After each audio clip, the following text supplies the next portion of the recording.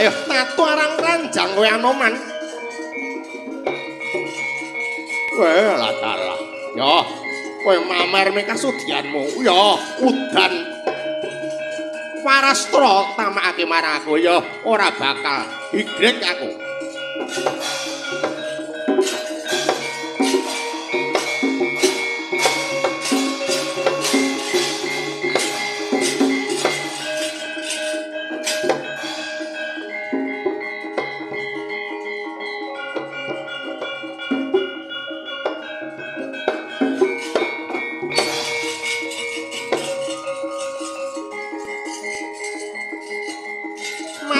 Dening aku kowe Anoman.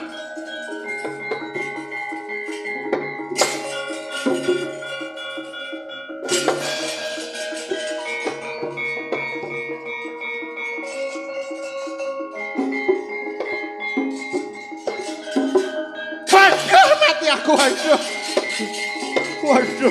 Waduh mati aku.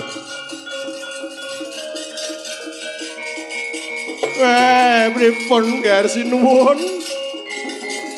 Ayo cah.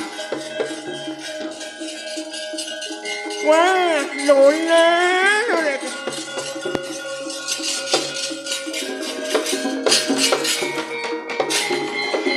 Lole kan salah kembar manyan-manyan ku gantel buntude cokro hawilah. Ya. Anoman ketek elek kebak geplekan kaya kowe ngewek-ewake temenku sakaning anak Prabu Karna Basusena ana ditangkap ana disaur balikake ngingi wentise tiba glangsaran ya yen kaya mengkono ayo Anoman kapiwara kang kaya kowe iki tandika pandhita ing Sokalima eling-eling atmajane Kanjeng Rama Prabu Baratwaja ing atas angin. Yen pancen sekti mandraguna kowe Anoman, ayo. Kowe kethek elek tuwek-plek kalungguhan iki tak cipta banyu udan dres ora jedindil mati kademen kowe Anoman.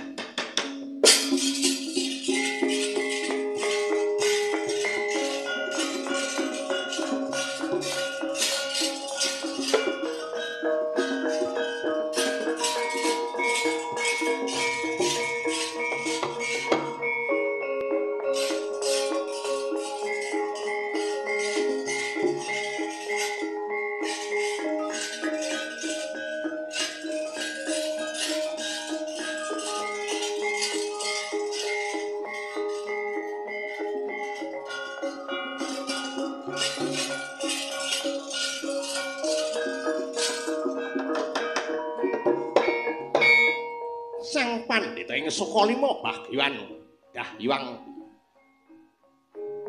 Kumbayana ya Dahyang Durna Sigara sedakep saluku juga ngeningaken babahan gawa sanga sekawan ingkang piningkas sajuga ingkang seni dikara muhun nyipta udan dres apersoan nyipta udan trespa wauta sindung riwet ing antariksa saya dangu peteng dedet ing antariksa sigra jawah deres tumiba marang hangganing risang kapiwara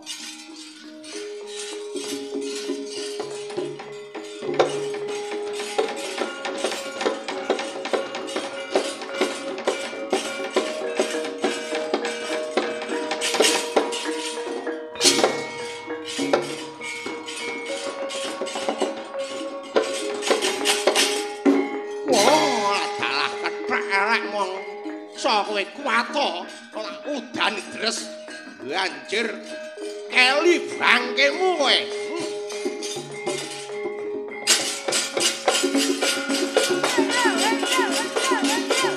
Hey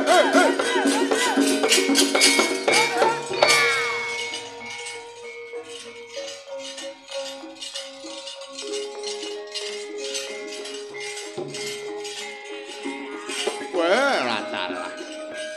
Ya. Oh lah. Udan deres ki ciptaning wong-wong sing ngaya wara ngene iki to. Wah, ya. Aja meneh kok mung udan deres. Ayo ketoken kaprawiranmu apa wae Pandhita ing Sukalima. Anoman ora bakal mundur sajangkah. Ucap katalika ananing udan deres awit saking dumadine mendung peteng dedet ing antariksa. Eling-eling putra siswa pukulun Sang Hyang Bayu dewaning angin. Sigra anyipta angin lin mendung peteng dedet ingkang tumiba wujud udan deres sigra sinaput dening angin gedhe ingkang cinipta dening Risang Kapiwara.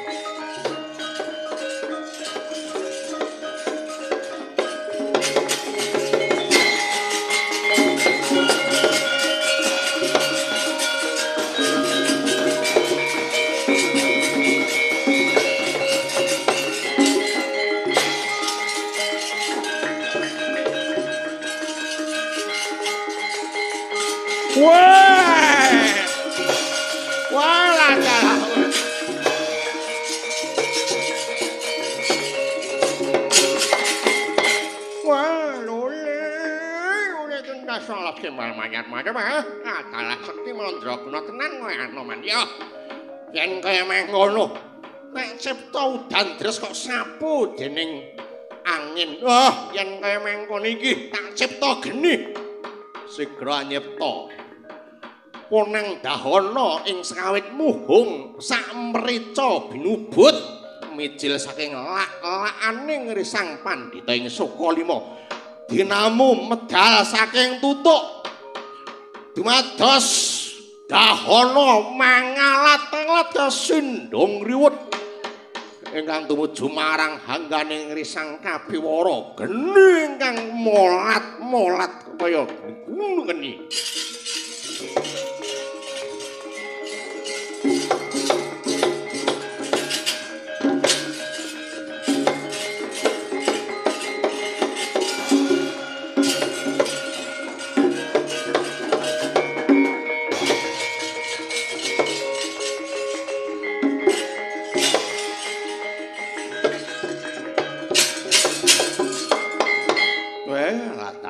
Saiki nyipta geni geni mati dening banyu ya mau tak cipta angin tak cipta genti banyu ingkang saka antariksa mangsa uripa geni tak siram dening banyu.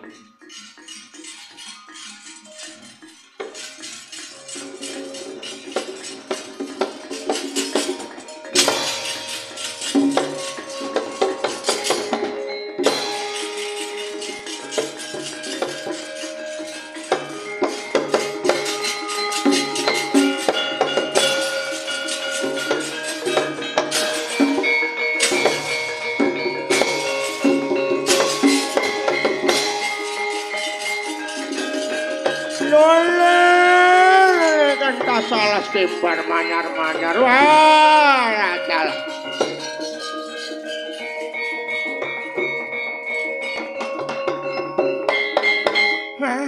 Salah. Oleh ya, yen memang ngono. Sudah aku nyawang rupamu. Sida tak cipta angin wis kendang. Kena angin bayu tak cipta. Anoman kowe kathek Kapiwara sida kendang dening angin sindong riwut kowe.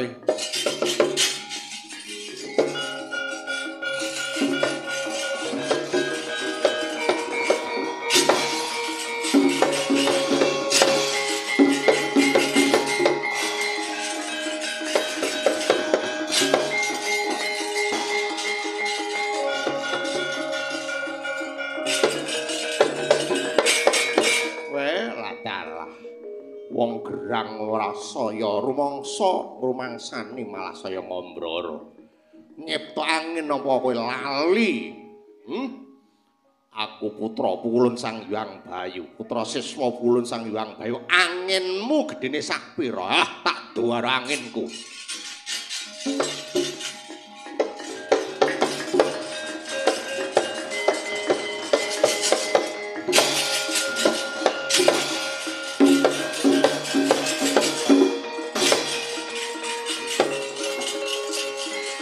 Angin Bandung saking Pandhita ing Sukalima. Membuh lawan angin kang cipta dening Sang Kapiwara. Jumegluk ing antariksa gumuruh gawe mirising para ingon-ingon urip-uripan ana ing tlatah Karang Kadempel. Jumegluk daik miris kaget ing padha cakwa.